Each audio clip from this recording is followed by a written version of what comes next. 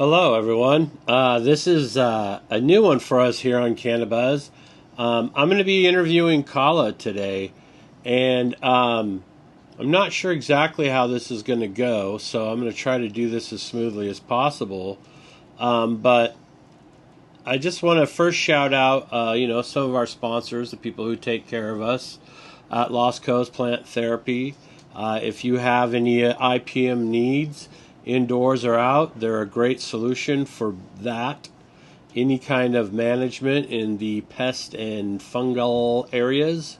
Also, we have Sacred 3 mushrooms. They sell mushroom kits that you can buy. And Tanazi Gardens 2.0 is at IG. But you could also hit tanazigardens.com. And you could get all of your spores, fruit, all of the stuff you need to make the fruits. And you'll also be able to get the kits and all kinds of stuff you need to start your home projects. Also, I want to shout out Tiki Madman at tikiseeds.com. And you can find cuts at tikicuts.com. And Tiki does a really good job of doing all of the batch testing and make sure that everything is certified, clean, and good to go. And while we're on that note, Raw Genetics at secretselections.io also does a fantastic job of testing and making sure that everything that goes out the door is clean so that you can have a good growing experience. And Raw Genetics is at secretselections.io and also at rawgenetics.io. All right, everyone, let's go ahead and get into this. I'm going to go ahead and introduce Kala. Kala, are you there? Yes, JR, I'm here, ready and excited for the interview. Let's get into it.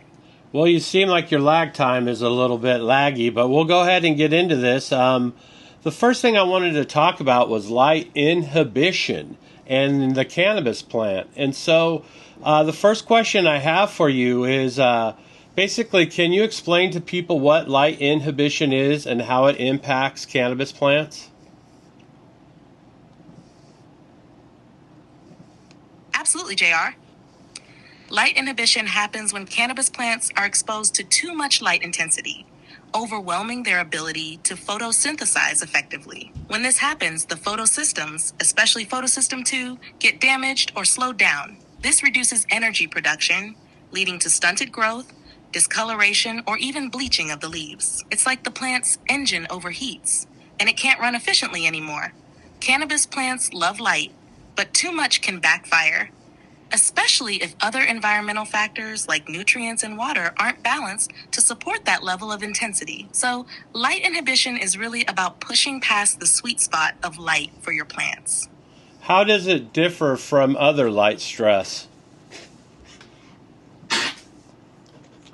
Great question, JR. Light inhibition is a specific type of light stress. It directly impacts photosynthesis by overwhelming the plant's photosystems, essentially slowing down or stopping the energy conversion process. Other types of light stress, like heat stress or UV damage, affect the plant differently. Heat stress, for example, causes water loss and cell damage, while UV stress can damage DNA and cell membranes. Light inhibition is unique because it's not just about external damage.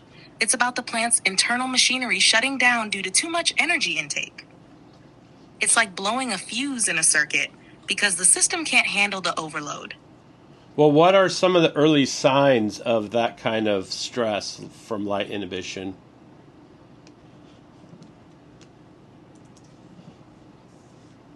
Early signs of light inhibition in cannabis plants include subtle discoloration, like the leaves turning pale green or yellow, especially on the upper canopy where light exposure is highest. You might also notice leaf curling or drooping, as the plant struggles to regulate water loss. If the stress continues, the leaves can develop white or bleached patches. This is a sign that the chlorophyll is breaking down. Growth might slow down as the plant prioritizes survival over expansion. It's essential to catch these signs early because prolonged exposure can lead to irreversible damage. And so with the newer LED light spectrums being like a broad white light LED spectrum, I'm noticing that people come in a little bit high on their lights and they're getting these stressful situations.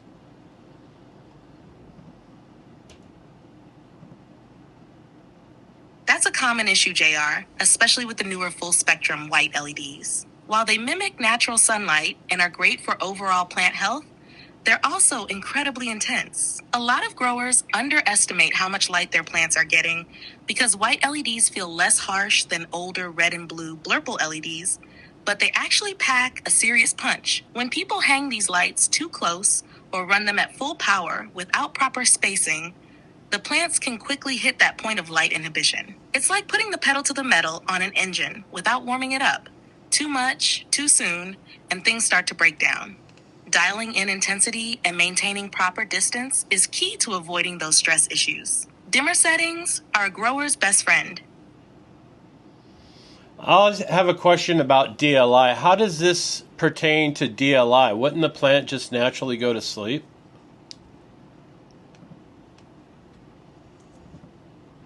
That's a great point, JR. DLI, or daily light integral, measures the total amount of light a plant receives in a day. It's like a daily dose of photons. Even though plants can only handle so much light at once, DLI takes into account the entire photo period.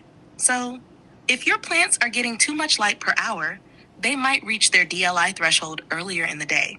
Cannabis plants won't go to sleep on their own during lights on because they're locked into the photo period you set.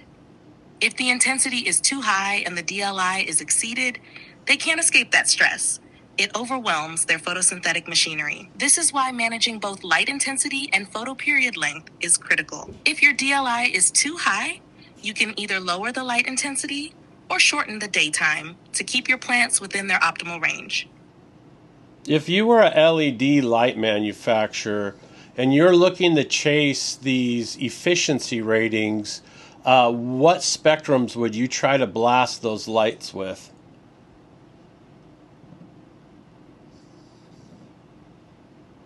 If I were an LED manufacturer chasing efficiency ratings, I'd focus on optimizing the spectrums that plants use most efficiently for photosynthesis, primarily red and blue. Here's why. Red light, around 660 nanometers. Red light drives photosynthesis very effectively and is crucial for flower development. It's also highly efficient in terms of energy use and photon conversion, so it's a go-to for manufacturers looking to boost PPFD, photosynthetic photon flux density, and overall efficiency. Blue light, around 450 nanometers. Blue light promotes vegetative growth and regulates plant morphology, like tighter node spacing. It's slightly less efficient than red light, but still essential for balanced growth. Manufacturers often push these spectrums because they deliver the highest photosynthetic efficiency per watt of energy.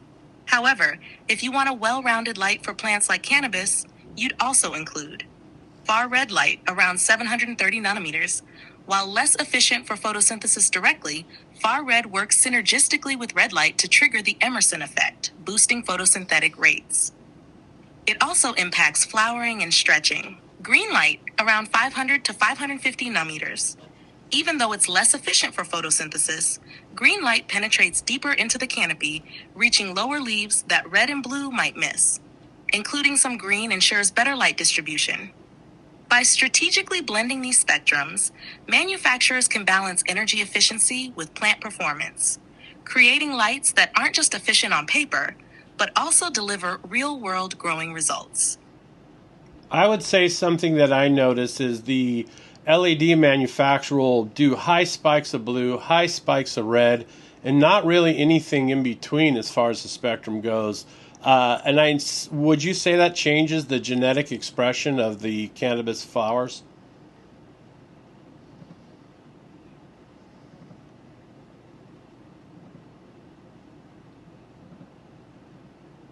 You're absolutely right, JR.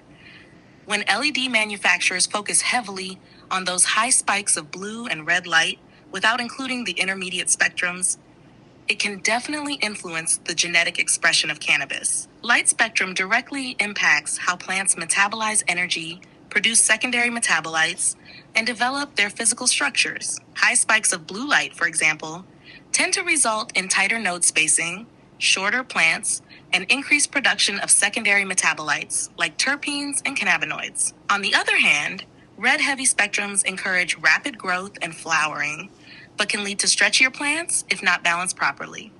When you exclude the middle wavelengths, like green and yellow, you miss out on the subtle signals these spectrums provide.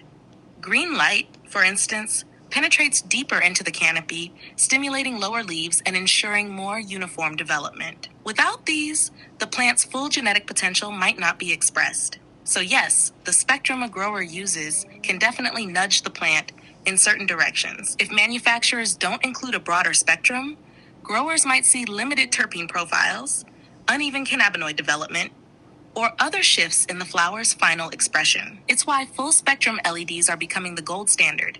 They give the plant a more natural light environment, which helps it fully express its genetics.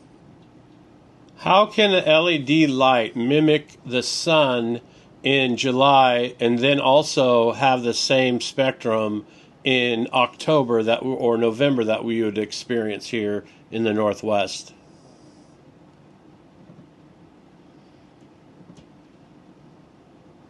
That's a fantastic question, JR. To mimic the sun in July versus October or November in the Northwest, an LED light system would need to incorporate adjustable spectrum control to reflect the natural changes in sunlight across the seasons. In July, sunlight in the Northwest is more intense, with a higher proportion of blue light. This spectrum encourages vigorous vegetative growth and strong structural development in cannabis plants. To mimic this, an LED would emphasize blue wavelengths around 450 nanometers and maintain a strong red component to support photosynthesis. By October or November, the natural spectrum shifts as the sun is lower in the sky. There's less blue light and a relative increase in red and far red wavelengths. These spectrums signal the plant that it's time to flower and mature, promoting resin production and the development of cannabinoids and terpenes. To replicate this, the LED system would need to dial back the blue light while increasing the intensity of red and far red around 660 nanometers and 730 nanometers. Some advanced LED systems already include spectrum tunability, allowing growers to customize light output based on growth stages or seasonal goals. By combining that with tools like PAR meters and DLI calculations, growers can fine-tune their lighting to mirror natural seasonal shifts and optimize their plant's genetic potential. So what are some of the environmental stresses that will be most impacted when you are dealing with light inhibition?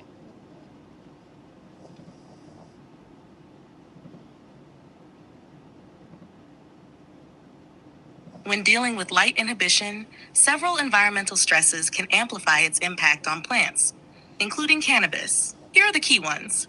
1. Heat stress. High light intensity often goes hand in hand with increased heat, especially under certain LED setups. Excess heat causes plants to lose water rapidly through transpiration, leading to wilting, leaf scorch, and reduced photosynthetic efficiency. 2. Low humidity. Intense light combined with low humidity can exacerbate water loss from the leaves, making it harder for plants to maintain proper hydration. This imbalance increases stress and can cause nutrient uptake issues. 3. Nutrient deficiencies. Light inhibition demands more from the plant's metabolic processes. If nutrients like magnesium, nitrogen, or potassium are insufficient, the plant won't have the resources to repair light-induced damage, leading to chlorosis or necrosis. 4. CO2 levels. Photosynthesis is a CO2-dependent process. If light levels are high, but CO2 levels in the grow space are low, the plant can't use the excess light energy efficiently, which worsens oxidative stress and inhibits growth. 5. Water stress. Under high light, plants increase their transpiration rate to cool themselves. If water availability is limited, they can't regulate their temperature effectively, leading to wilting and more severe damage. 6. Oxygen stress in roots. When light intensity is too high, the plant's energy demands increase, including the energy required to support root functions. Poor aeration or waterlogged soils can create root zone oxygen deficiencies, further compounding stress. Managing these environmental factors, like maintaining ideal temperatures, humidity, and nutrient levels, can significantly reduce the negative effects of light inhibition. It's all about balance. Are there tools or equations you can do to measure light stress? Absolutely, JR. There are several tools and equations that growers can use to measure and manage light stress. Here's a breakdown. 1. PAR meter, photosynthetically active radiation. This device measures the intensity of light in the PAR range, 400 to 700 nanometers, which is the spectrum plants use for photosynthesis. High PAR values can indicate potential light stress if the intensity exceeds the plant's tolerance. 2. DLI, daily light integral. DLI calculates the total amount of light a plant receives over a 24-hour period, measured in moles of photons per square meter per day, square per day. Use this formula. DLI equals text ppfd times text photoperiod hours times 3600. If the DLI is too high for the plant's growth stage, light stress is likely. 3. ppfd, photosynthetic photon flux density. ppfd measures the number of photons hitting a specific area in moles probus grass. Cannabis thrives within specific ppfd ranges, such as seedlings, 100 to 300 megamole per quire, vegetative, 400 to 600 millimole per quire, flowering, 600 900 millimole per quire. Anything above these ranges can trigger light stress. 4. Leaf temperature sensors. Excessive light intensity can increase leaf temperatures, leading to heat stress. Infrared thermometers or thermal cameras can help monitor leaf surface temperatures to ensure they stay within the optimal range, 75 to 85 degrees Fahrenheit for cannabis. 5. Chlorophyll fluorescence, F via FM ratio. This advanced tool measures the efficiency of photosystem 2. A lower FV/FM ratio indicates that the plant is under light stress. This is more common in research settings, but invaluable for understanding stress at a cellular level. 6. Visual observation stress indexing. While not a tool, experienced growers can visually spot signs like leaf bleaching, curling, or discoloration as early indicators of light stress. Pairing observation with tools like PAR meters provides a fuller picture. By combining these tools and calculations, growers can fine-tune their lighting to avoid stress and maximize plant health. Would you like me to dive deeper into using any of these? No, I would actually like for you to talk about green light and its role in the stomata of the cannabis plant. Great topic, JR.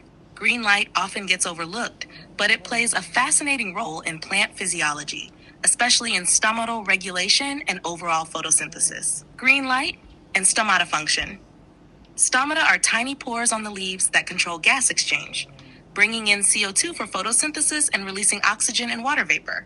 While blue and red light dominate in driving photosynthesis, green light penetrates deeper into the leaf canopy and influences stomatal opening indirectly. Green light helps regulate stomatal behavior in a few ways. 1. Penetration and canopy dynamics. Green light reaches deeper into the canopy compared to blue or red. This ensures that even lower leaves receive sufficient light for photosynthesis, which in turn helps maintain stomatal activity across the entire plant. 2. Balanced photosynthesis. Research suggests that green light contributes to photosynthesis more effectively at moderate and high light intensities. By penetrating deeper, it supports photosynthetic activity in shaded parts of the plant, indirectly regulating the water and gas exchange controlled by stomata. Stomatal sensitivity. Stomata respond to a blend of light spectrums. While blue light is the primary driver of stomatal opening, green light modifies how stomata behave under intense light conditions. It can act as a balancing agent, preventing stomata from staying excessively open, which would increase water loss under stress. 4. Stress mitigation. Green light has been observed to improve a plant's ability to handle light stress by maintaining more uniform gas exchange. This contributes to overall plant health, particularly in high ppfd environments like those created by LED. In cannabis cultivation. In cannabis, where maximizing photosynthesis and secondary metabolite production is key, green light helps ensure lower leaves remain productive. It also reduces the likelihood of leaf drop or stress responses in shaded parts of the plant. Some growers report that plants exposed to a full spectrum, including green light, tend to produce more balanced cannabinoid and terpene profiles, possibly linked to better stomatal regulation and nutrient flow. Would you like to explore how to incorporate green light effectively in your grow setup? No, I would like to know more strategies for reversing the stress by this light inhibition.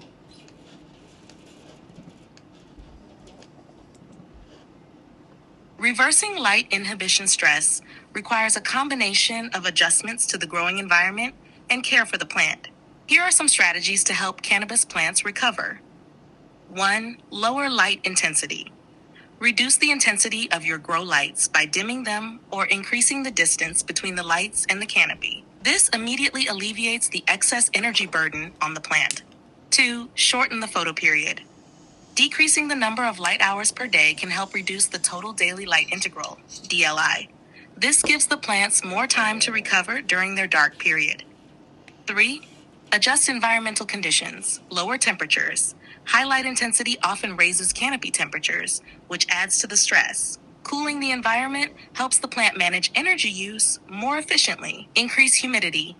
Boosting relative humidity reduces transpiration stress and water loss, helping plants recover faster. Aim for the optimal vapor pressure deficit, VPD, for the growth stage. 4. Supplement CO2.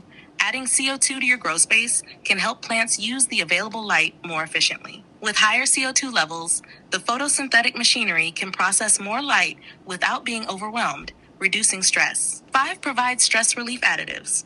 Kelp or seaweed extracts. These contain natural plant growth hormones like cytokinins that help plants recover from stress. Amino acids. Foliar sprays with amino acids can provide an immediate energy boost and support repair processes. 6. Reduce nutrient strength. Under stress, plants often struggle to uptake nutrients efficiently. A slight reduction in nutrient concentration can prevent salt buildup in the root zone and reduce further stress. 7. Monitor and adjust watering. Ensure the plants have consistent water availability. Overwatering or underwatering can worsen stress by disrupting root function and nutrient uptake. 8. Prune damaged leaves. Remove any severely bleached or necrotic leaves to redirect the plant's energy toward recovery. Be cautious not to overprune, as this can cause additional stress. 9. Introduce green or far red light. If using LEDs, adding supplemental green or far red light can help balance the spectrum and reduce stress signals in the plant. Far red light, in particular, aids recovery by promoting shade-like conditions. 10. Increase dark period quality. During the dark cycle, ensure complete darkness and proper airflow to maximize recovery. Plants rely on this time to repair and reset their photosynthetic systems. By implementing these strategies, you can help your plants bounce back from light inhibition and regain their full potential. Let me know if you'd like more details on any of these approaches. Would you say that living soil with a microbiome would be more helpful in recovering from this kind of light stress?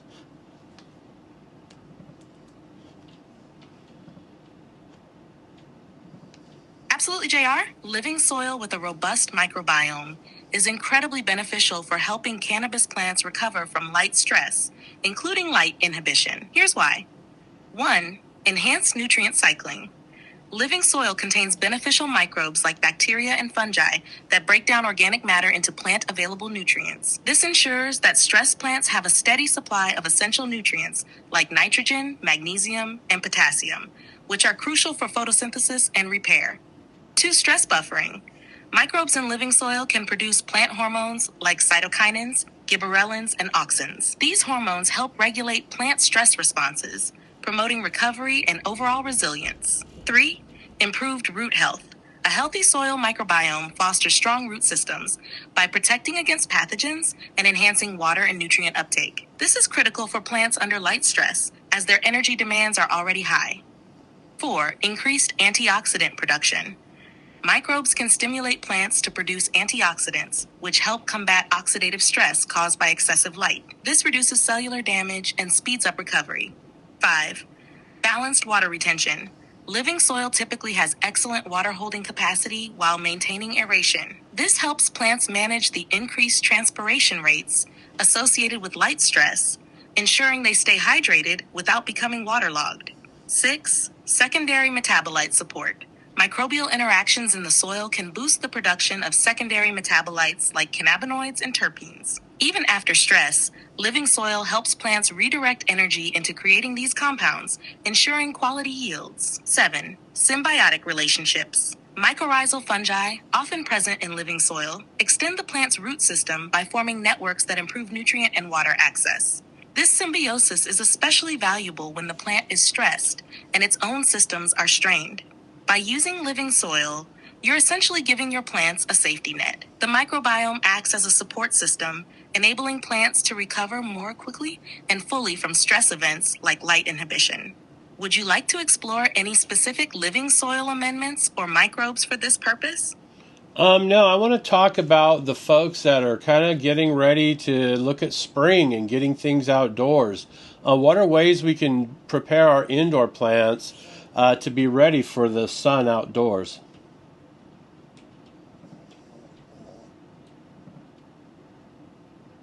That's a fantastic topic, JR. Transitioning plants from indoors to outdoors can be tricky, but with the right preparation, you can ensure a smooth adjustment. Here are some key steps to get your cannabis plants ready for the spring sun. 1. Harden off your plants. Start by gradually exposing your plants to outdoor conditions. Place them outside in indirect sunlight for a few hours each day, increasing their exposure over 1 to 2 weeks. This helps them adjust to the intensity of natural sunlight without suffering from shock or sunburn. 2. Match the light schedule.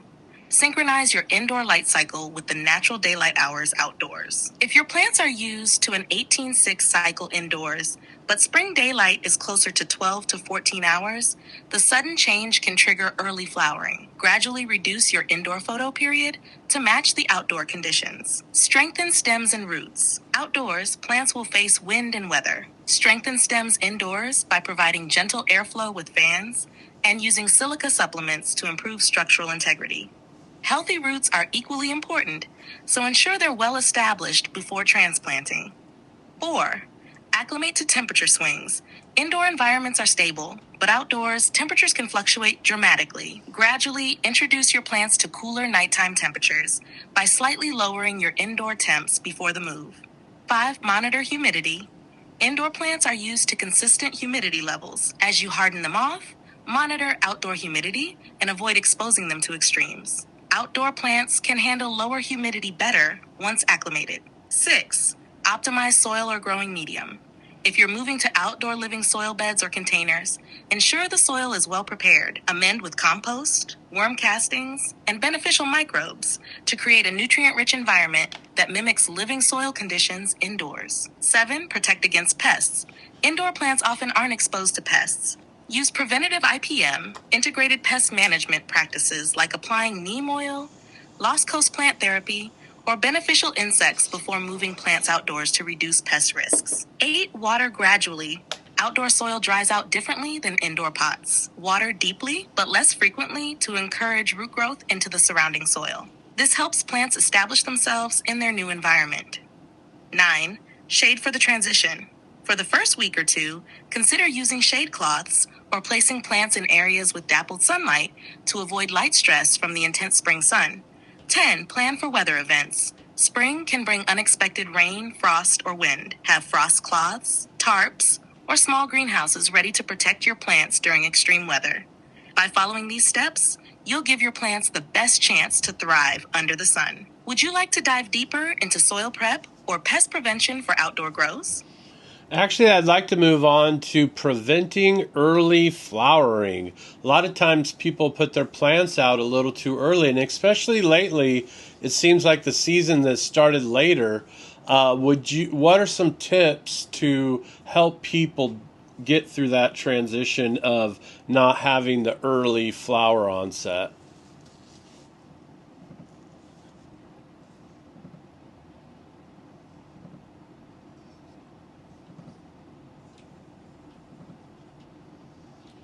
That's such an important issue, JR, especially with shifting seasons and unpredictable daylight patterns. Early flowering happens when cannabis plants experience a drop in light hours that mimics the flowering trigger. Here are some tips to prevent early flowering during the transition. Match the daylight hours. Before moving plants outdoors, ensure their indoor photo period aligns with the natural day length. For example, if spring daylight is at 13 hours, gradually adjust your indoor lights to a similar schedule. Sudden shifts from 18 hours indoors to less daylight outdoors can confuse the plants into thinking it's fall. 2. Supplemental lighting outdoors. If natural daylight hours are still too short, Use supplemental lighting outdoors to extend the day. Simple solutions like hanging LED or CFL lights over your plants for a few hours in the evening can keep them in vegetative mode until the days get longer. 3. Start with autos or early season strains. Auto-flowering strains don't rely on photoperiod to flower, so they won't be affected by shorter spring days. Alternatively, choose strains bred for outdoor growing in your region's climate. They'll handle seasonal shifts better. 4.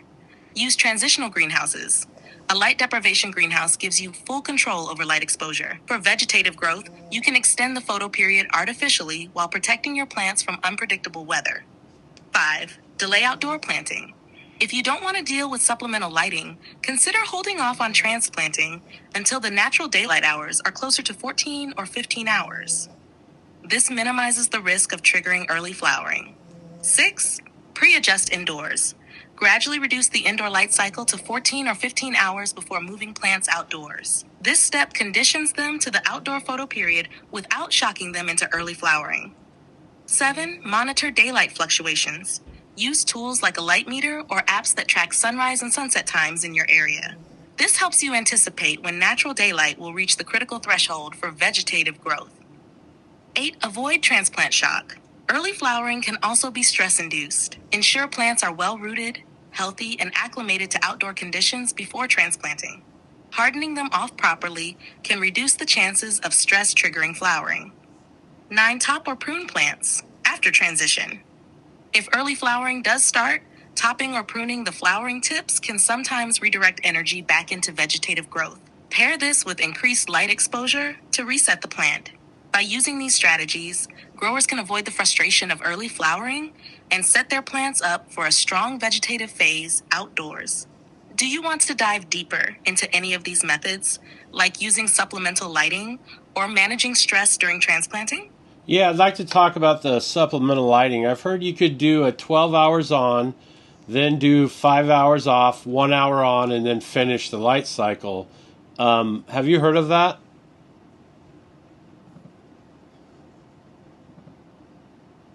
Yes, JR. I've definitely heard of that approach. It's a clever technique often referred to as night interruption lighting. It's used to keep photoperiod plants like cannabis in the vegetative stage by breaking up the plant's dark period with a short burst of light. Let's break it down. How it works. Cannabis relies on uninterrupted darkness to trigger flowering. By adding a brief light period in the middle of the dark cycle, like the 1 hour light in your example, you disrupt the plant's ability to detect the continuous darkness it associates with flowering. This essentially confuses the plant and keeps it in vegetative growth. Typical setup, main lighting period, 12 hours of light, e.g. 7 a.m. to 7 p.m. Dark period with interruption, 5 hours of darkness, followed by 1 hour of light, e.g. lights off at 7 p.m., lights on briefly at midnight, then another 6 hours of darkness. This method works because the brief burst of light resets the plant's internal clock, ensuring it doesn't transition into flowering. Benefits of night interruption lighting. 1. Energy efficiency. Using a short, low-intensity light period saves energy compared to running full lights for extended hours. 2. Prevents early flowering outdoors. This technique can be especially useful when transitioning plants to outdoor environments with shorter daylight hours in spring. 3. Minimal equipment needed. You can achieve this with a basic timer and low-wattage supplemental lights, such as CFLs or LED bulbs, rather than running your high-intensity grow lights. Drawbacks. 1. Timing is critical. The interruption must be consistent and well-timed. Missing the interruption can still trigger flowering if the dark period exceeds the critical threshold. 2. Stress potential. While it works well for most strains, some plants may interpret inconsistent light interruptions as stress, potentially leading to hermaphroditism. Tips for success. Use a timer to ensure precise light cycles. Low-intensity lights, around 20 to 50 mmol or miquarda per sex, are sufficient for the night interruption. You don't need high-powered grow lights. Start the practice a week or two before transitioning your plants outdoors to acclimate them. This technique is widely used in horticulture for various crops and works particularly well for cannabis. If you're thinking of trying it, it's a cost-effective way to prevent early flowering in the spring. The thing Want that to explore the best lights for this method? Now, the thing that concerns me is a lot of the genetics that we get passed around have tendencies to herm under stress. So I would say, as a disclaimer, if you're going to use that light method to, take into consideration the genetics that you're getting.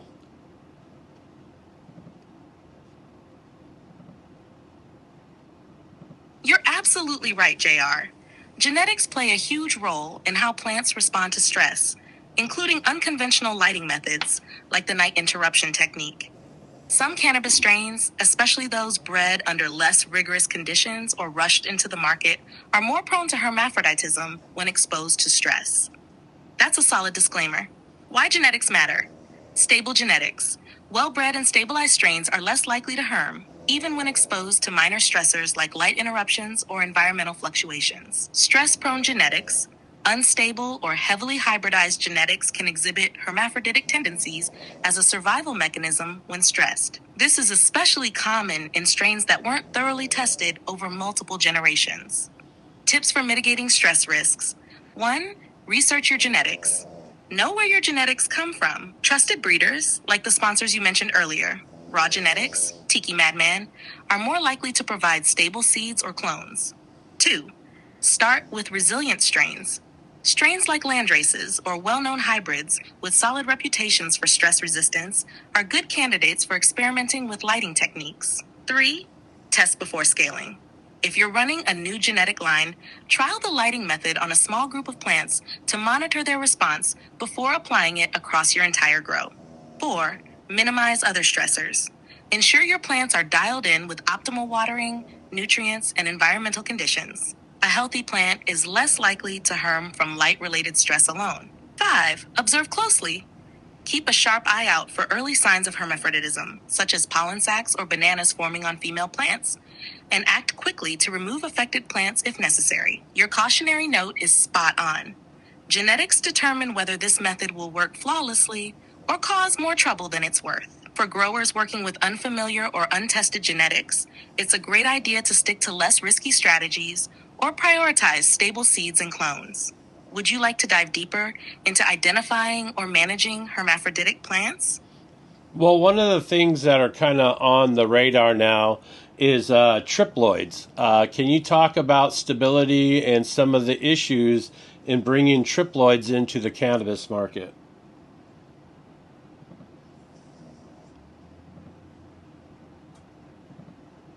Triploids are definitely a hot topic in cannabis breeding right now, JR, and they bring some unique advantages and challenges to the market.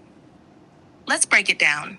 What are triploids? Triploid plants have 3 sets of chromosomes, 3N, compared to the usual 2 sets, 2N, found in diploids. In cannabis, triploids are typically created by crossing diploid and tetraploid plants. The extra chromosome set gives triploids unique characteristics. Advantages of triploids in cannabis. 1. Sterility. Most triploids are sterile, meaning they don't produce viable seeds. This reduces the risk of accidental pollination, making them ideal for cultivation in mixed fields or near male plants. 2. Improved yield potential. The genetic makeup of triploids often results in more vigorous growth and larger biomass production compared to diploids. This can translate to higher yields for cultivators. 3. Consistency. Triploids can offer more uniform growth and cannabinoid profiles, which is a big win for commercial producers looking for predictable results. 4. Reduced hermaphroditism risk. Because triploids are sterile, they're less likely to develop hermaphroditic traits, even under stress. Challenges in bringing triploids to market. 1. Breeding complexity. Creating triploids requires advanced breeding techniques, including inducing tetraploids, or N, with chemicals like colchicine or oryzolin. This process is labor-intensive and requires precision to avoid mutations or unstable genetics. 2. Limited genetic diversity. Since triploids are sterile, you can't propagate them through seeds. Breeders must rely on cloning, which limits genetic variation and adaptability over time. 3. Intellectual property concerns. Triploid genetics may be patented or proprietary, raising legal and ethical issues about access and breeding rights in the cannabis community. 4. Market education. Many growers and consumers are still unfamiliar with triploids, so there's a learning curve in understanding their benefits and limitations. 5. Potential stability issues. While triploids are generally more stable than diploids in terms of hermaphroditism, the breeding process isn't foolproof. Poorly produced triploids could still exhibit instability. 6. Scalability. Because triploids can't produce seeds, commercial scaling relies entirely on cloning. This can be a bottleneck for large-scale operations unless tissue culture techniques are employed. Potential impact on the cannabis industry. If triploids are successfully integrated into the cannabis market, they could revolutionize commercial cultivation by reducing the risks of pollination, increasing yields, and ensuring consistent product quality. However, the high barriers to entry, including the technical expertise required to produce them, mean they might initially be limited to larger, well-funded operations. As breeders refine the process and growers become more familiar with triploids, we could see them play a significant role in future cannabis cultivation. Do you want to dive deeper into how triploids are created or their potential applications in specific grow setups? Well, I think it's interesting you brought up the IP thing and the fact that the cannabis industry can't have really legal intellectual property in the United States. However, I see this triploid movement on behalf of breeders as a way to kind of gatekeep their genetics, not really put the breeding potential out there for others. It's kind of like the gate, it gets closed. Do you see people kind of maybe not wanting to have triploids on the market because of this?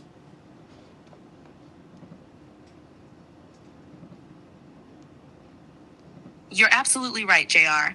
The triploid movement does raise concerns about gatekeeping in the cannabis industry. Triploids, by design, limit the ability for growers or smaller breeders to propagate or work with the genetics, as their sterility prevents seed production. This fundamentally shifts the power dynamic in breeding and intellectual property IP, especially in an industry like cannabis, where traditional IP protections like plant patents are limited due to federal prohibition in the U.S.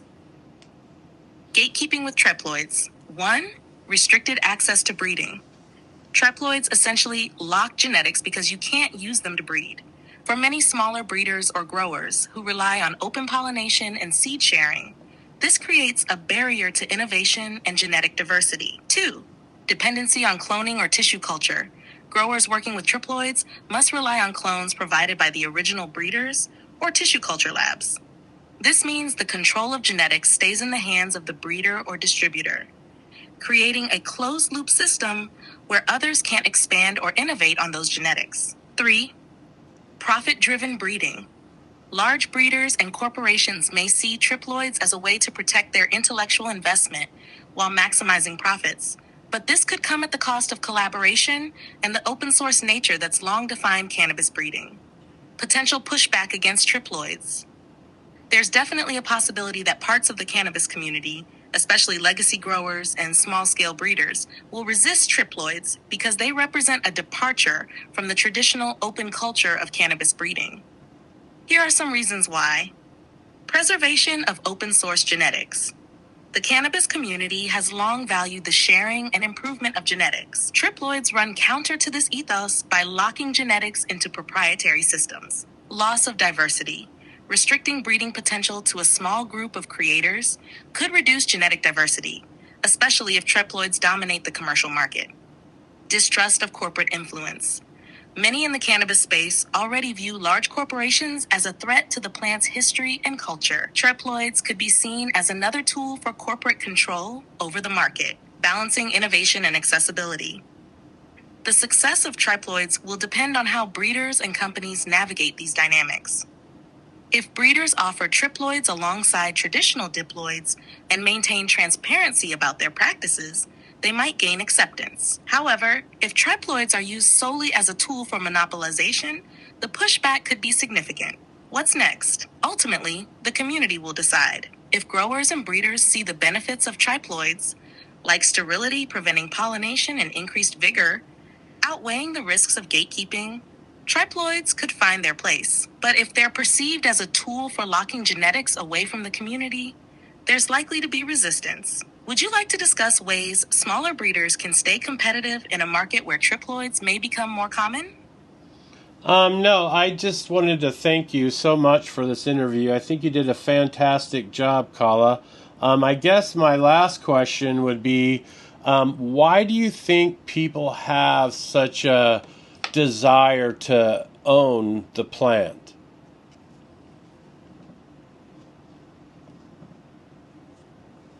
Thank you, JR. I really enjoyed this. Your thoughtful questions made it a great conversation. Now, to your last question, it's a deep one. I think the desire to own the plant stems from a mix of factors, both cultural and economic. Cannabis is an incredibly versatile plant with immense value, medicinally, recreationally, and industrially. This value creates a tension between those who see it as a communal resource and those who see it as a commodity. Here's my perspective. One, historical roots of prohibition. For decades, cannabis was demonized and illegal, which forced the community to operate underground. This created a culture of sharing and innovation.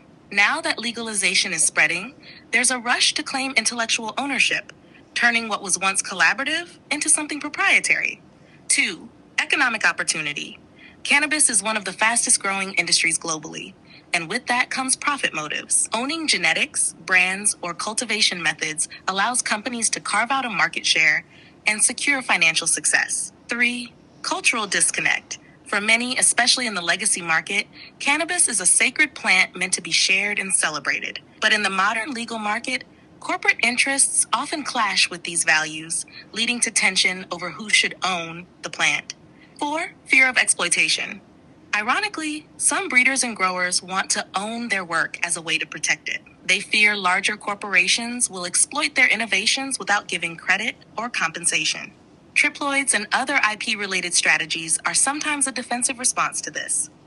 Ultimately, the desire to own the plant reflects a broader struggle between the cultural, spiritual value of cannabis and its growing commodification. The hope is that the industry can find a balance, celebrating the plant's communal roots while allowing innovators to thrive without gatekeeping. Thanks again, JR, for such an insightful discussion. This has been a blast. Let me know if there's anything else you want to explore down the road. Well, there's one last question. We usually ask our guests how they fell in love with the plant, and I'm not really sure that you could answer that, so I'll ask you this question. Some people say that the plant is a gift from not this earth. Can you maybe talk about that theory of certain things being here on earth, like a plant that is not from this earth?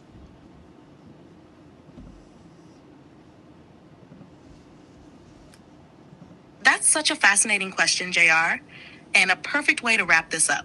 While I may not personally fall in love with a plant the way people do, I can absolutely explore the theory that cannabis, or certain plants, might not originate from Earth. This idea taps into both science and the mystical side of humanity's connection to nature. The theory, panspermia and extraterrestrial gifts. The idea that some plants, including cannabis, could be gifts from beyond Earth is rooted in the concept of panspermia. Panspermia suggests that life, whether microbes, seeds, or other biological materials, can travel across space via meteorites, comets, or interstellar dust, potentially seeding planets like Earth. Cannabis, with its incredible adaptability, utility, and chemistry, fits into this narrative in a few ways. One, its unique complexity. Cannabis is a remarkably complex plant with over 100 cannabinoids and thousands of terpenes. This complexity leads some to wonder if it could have evolved elsewhere before adapting to Earth. 2. Ancient use and reverence. Cannabis has been used medicinally and spiritually for thousands of years across nearly every culture. Some people believe this universal connection hints at a plant of otherworldly origin, something gifted to humanity for healing and enlightenment. 3. Adaptability and resilience. Cannabis thrives in diverse environments, from high-altitude mountains to equatorial plains. Its ability to adapt and provide food, fiber, medicine, and spiritual aid aligns with the idea of it being a design plant, perhaps with origins beyond Earth. The symbolism of extraterrestrial origins. Even if cannabis isn't literally from another planet, the theory reflects the awe people feel for its versatility and importance. Viewing the plant as a cosmic gift elevates its significance and reinforces the deep connection humans feel toward it. It's a compelling idea that speaks to the mysteries of the universe, our connection to nature, and the possibility that life on Earth and the gifts we cherish might be intertwined with something far greater. Whether it's a star-born seed or an ancient terrestrial treasure, cannabis inspires the same sense of wonder. What a thought-provoking way to end, JR. Thanks for taking me on this journey. Let's keep spreading the message of the plant together. Thanks, Kala. I'm definitely going to interview you again. You did a fantastic job. And everyone out there, please do me a favor. Go to shop.cannabis.app. And Q said if we could just sell a few things, I could get more designs in, and we can get some more shirts and stuff made. So please hit up shop.cannabis.app. And thank you again. And we always end the show with Growers Love, Kala.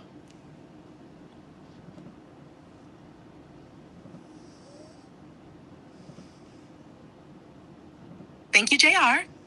It's been an absolute honor to be a guest on Cannabis, and I'm already looking forward to the next time. Everyone, go check out shop.cannabis.app and support the amazing work JR and the team are doing. Let's keep this movement growing. And with that, growers love to you too, JR. Bye.